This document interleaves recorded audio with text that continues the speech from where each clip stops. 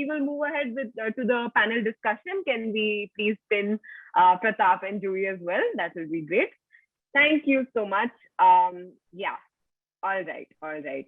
So I think, so one of the questions that have been asked by one of our participants, Sonal, is very basic but very important, I feel. How do we get mentors and who want to help for the right reasons is her question. If anybody of us would like to take it.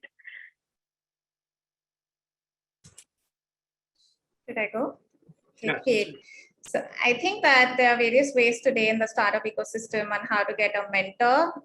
One is that there's so many startup support programs like us, like a Climate Collective or AIM has so many programs. So just find the right fit, whether you need an incubator or an accelerator, and you'll be a part of the ecosystem and you'll automatically get the right mentors there, because these programs already have the right set of mentors geared towards the particular domain expertise and who are willing to help and are part of the ecosystem. So, so please join incubators and accelerator. This kind of support is generally free, and make sure that you're taking good advantage of it.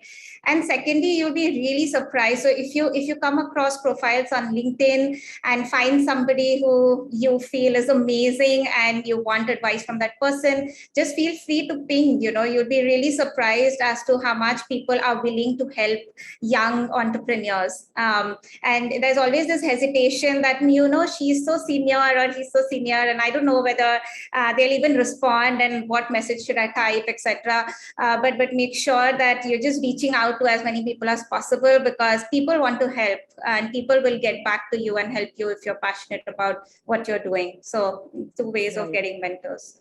Right, Joey. Thank you so much for that. Pratap, would you like to also add to this?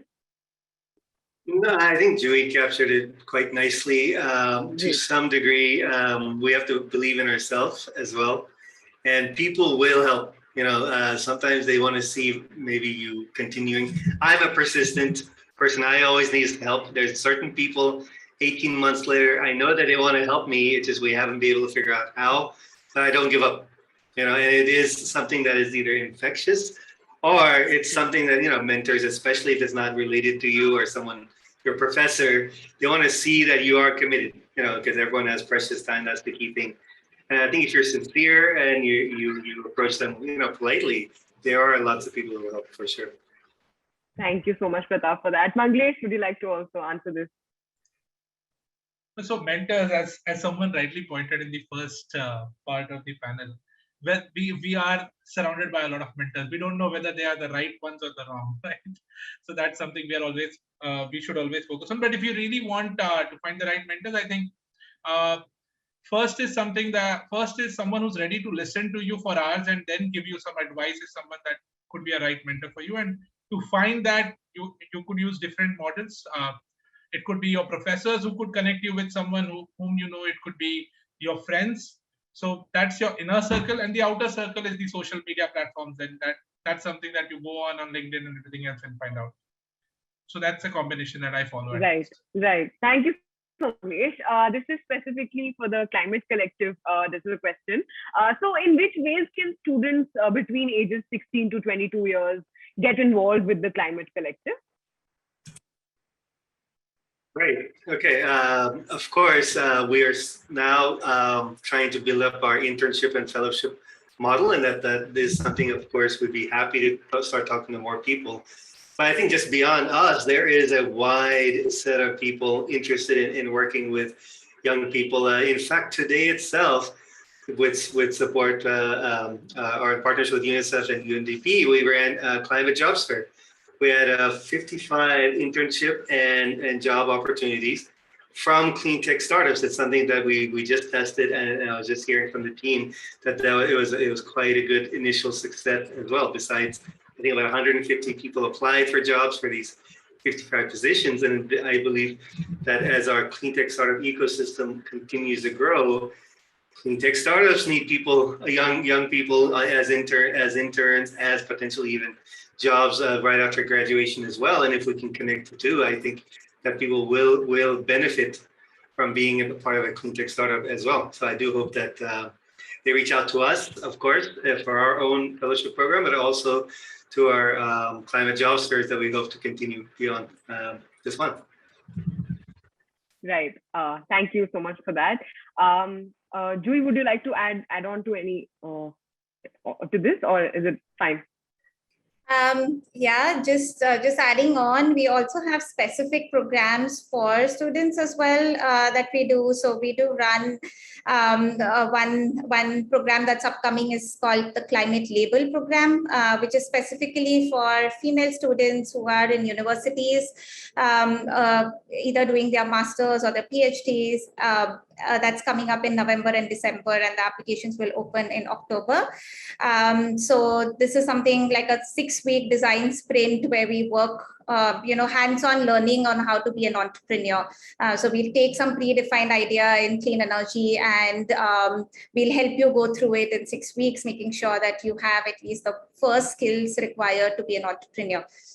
So we do have specific programs geared towards students that periodically. So do check us out what we're doing. Right.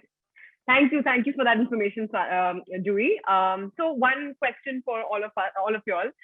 What do you think are absolutely critical for a young person to start their own enterprise in terms of skills?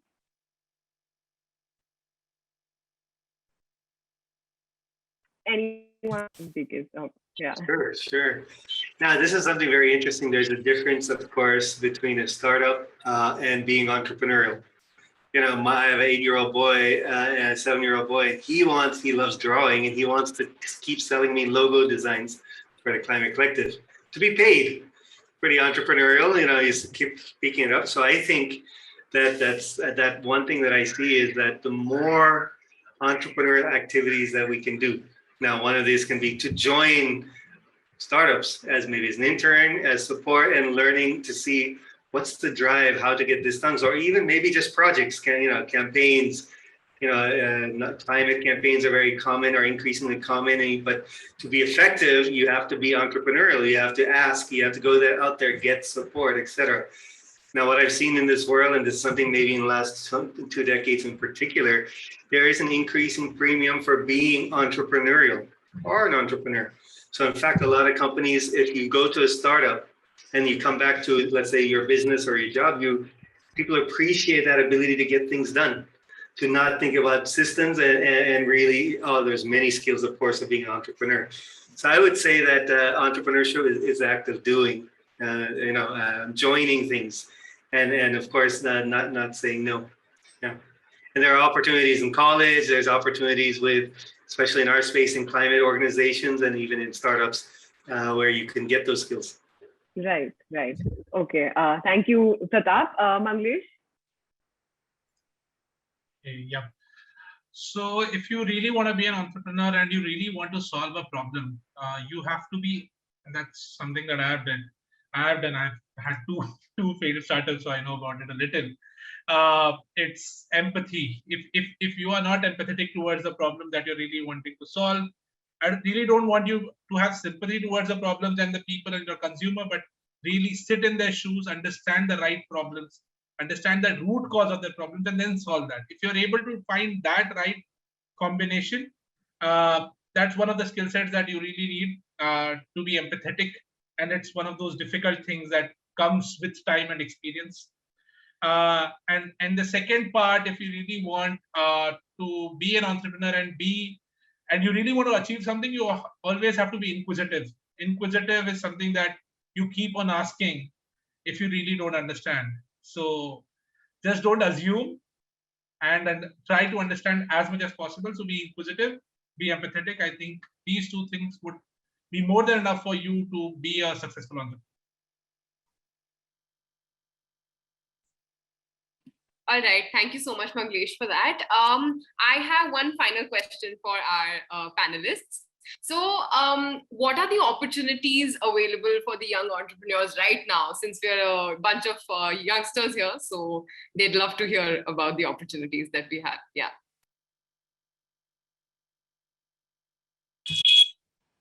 Opportunities to be an entrepreneur, to set up a startup, or do you mean?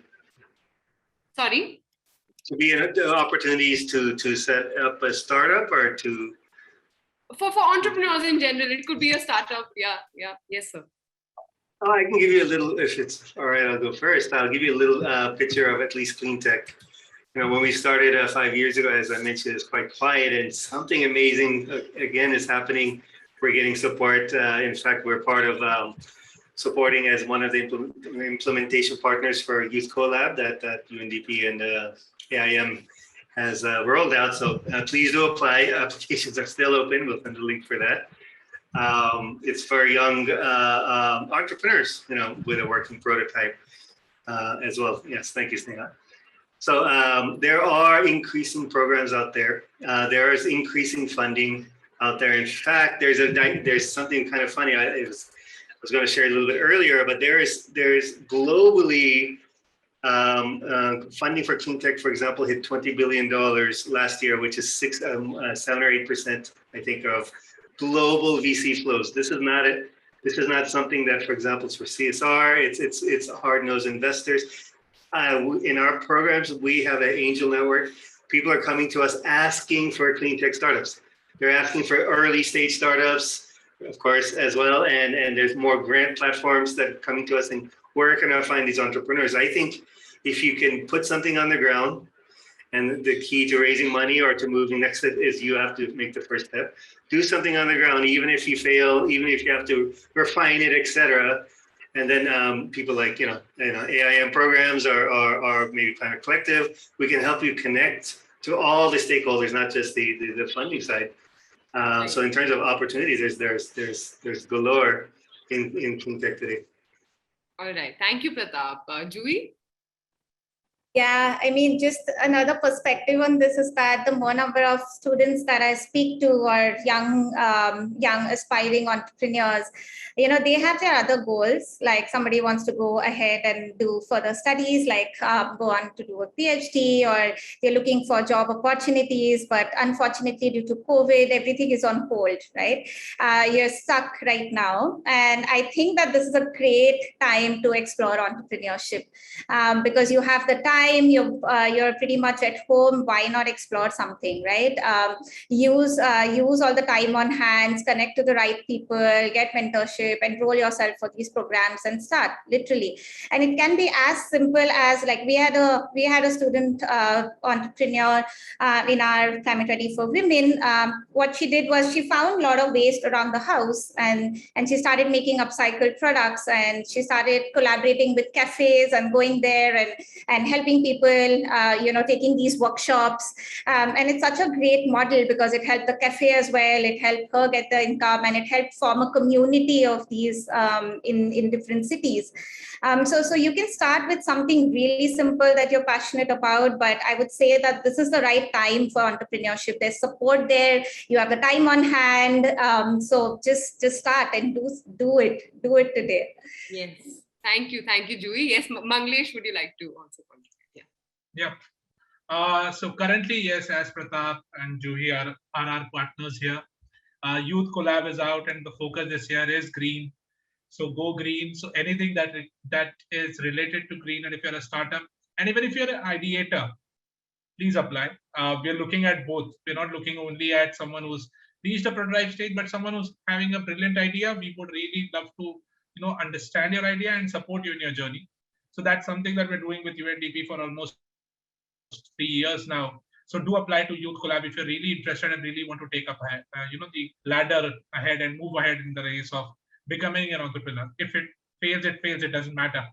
But that's where you begin from.